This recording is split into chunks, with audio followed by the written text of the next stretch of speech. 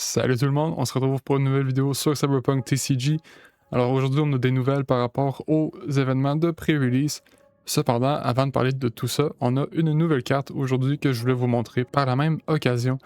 Victor Vector, Drop Your Illusions, une unité jaune qui a un coût de 5 pour 5 de puissance et demande 2 rames jaunes, donc une carte assez flexible, assez jouable facilement, qui nous dit jouez votre premier Cyberware Gear chaque tour pour 3 EDIs de moins jusqu'à un minimum de 1. Un Cyberware, donc un équipement Cyberware qui coûte 4, va nous coûter 1 si c'est le premier qu'on joue à chaque tour. Ça me semble intéressant, c'est une rare. Je pense que c'est un effet qui mérite d'être sur une rare.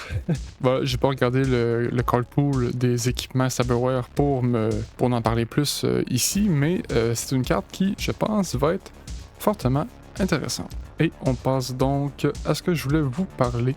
Le Cyberpunk TCG Beta Event and Pre-Release Primer. Donc c'est le nouveau blog post de la journée qui rentre en détail sur toutes les informations à savoir si vous êtes nouveau au TCG ou simplement si vous voulez un rafraîchissement de comment le jeu va fonctionner en format scellé. Donc pour vous en parler brièvement en vous donnant les détails, les événements bêta vont avoir lieu du 10 au 20 septembre. Ensuite, le week-end du 30 octobre, on va pouvoir participer aux événements de pré-release retail, donc le vrai officiellement si on veut. Parce que les événements bêta, c'est seulement pour les boutiques qui s'étaient inscrites au programme avant le 1er mai. Donc ça commence à faire un bon moment déjà. Donc si votre boutique ne s'est pas inscrite pour cela, je suis désolé, mais vous n'aurez pas d'événement avec des boosters bêta dans votre communauté. Donc là, ils expliquent la différence. Ici, ils disent ce que je viens de vous expliquer. La différence entre les deux événements, c'est que le premier va être avec des bêta boosters, tandis que le deuxième avec des retail, donc des paquets boutiques réguliers. Et évidemment, on va avoir une carte promo différentes dans chacun. Ensuite, le format scellé de Cyberpunk.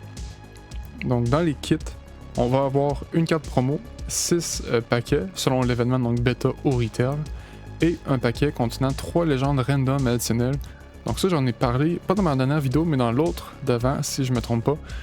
J'avais parlé des légendes possibles qu'on avait dans ce petit paquet-là. Donc c'est 3 légendes random, pas toutes celles du premier set, mais presque il me semble. Donc au début de l'événement, vous allez construire votre deck avec vos paquets. Évidemment, vous n'avez le droit qu'à ce que vous allez ouvrir pour jouer dans l'événement. Le temps de construction du deck devrait être entre 45 et 1 heure, ça dépend des boutiques, mais c'est généralement ça que les autres TCG vont proposer. Donc, comment est-ce qu'on construit un deck scellé dans Cyberpunk? C'est extrêmement simple. L'important, on doit avoir 3 cartes légendes comme en construit, qui peut être de notre pack additionnel de légendes, ou de notre pack, dans les packs qu'on va ouvrir, ou une combinaison des deux. Donc, une légende de booster, plus 2 du pack de 3, c'est comme vous voulez, peu importe leur couleur, on s'en fout. Et un deck minimum de 30 cartes qui n'inclut pas vos légendes. Donc 30 cartes dans votre main deck. Et la grosse distinction dans le jeu, vos 3 légendes ne déterminent pas les couleurs de votre deck. Et la rame n'est pas importante non plus.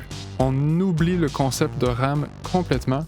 On peut utiliser jusqu'à 3 couleurs différentes pour notre deck. Peu importe les légendes qu'on sélectionne pour former notre crew. Et on va avoir également une carte promo Nova Rare. Donc les Nova Rare, c'est la rareté exclusive aux événements dans les kits. Et oui, on peut l'inclure dans notre deck. Donc, pour résumer, on ouvre nos paquets, on regarde nos cartes, on sélectionne nos 3 légendes, on choisit les 3 couleurs de notre deck et on construit avec celle-ci en choisissant au minimum 30 cartes pour former celui-ci. Ensuite, ils vont dans les détails un peu plus, donc qu'est-ce qui fait un deck scellé gagnant, de prioriser les stats par-dessus les synergies, c'est souvent ça, mais si vous essayez de faire un deck qui est très concentré sur les Arasaka, donc avec les légendes qui profitent des Arasaka Units, ça va peut-être pas nécessairement fonctionner. Prenez plutôt les cartes qui donnent des bonnes stats pour le coup en premier. Assurez-vous d'avoir assez de cartes qui sont vendables, bien entendu, donc des gears et des programmes. Donc ici, ils proposent un split à peu près de 50% vendable et non vendable dans votre deck. Puis selon ce que vous ouvrez, ça peut varier un petit peu. Mais voilà, eux ils proposent d'avoir à peu près 14 unités et 16 cartes qui seront un mix d'équipement et de programme. Puis finalement, ils nous disent Let your pools guide which color you play. Donc laissez vos grosses ouvertures, donc les belles cartes que vous allez ouvrir, les rares, les secrets rares, donc les cartes les plus rares à ouvrir finalement, vous guider vers les couleurs. Donc si vous ouvrez un Placide par exemple en bleu, ben pensez fortement, je pense, à jouer bleu dans vos 3 couleurs. Ça pourrait des bombes qu'on appelle donc des grosses unités finisher late game. C'est souvent ce qui fait la différence entre un très bon deck scellé ou un deck qui est juste correct. Ensuite, ben, ils vont dans les détails. Qu'est-ce que je fais une fois que mon deck est construit? Ben, vous le sleevez, vous préparez à jouer et à devenir le meilleur choum de votre boutique locale. Et ben, amenez-vous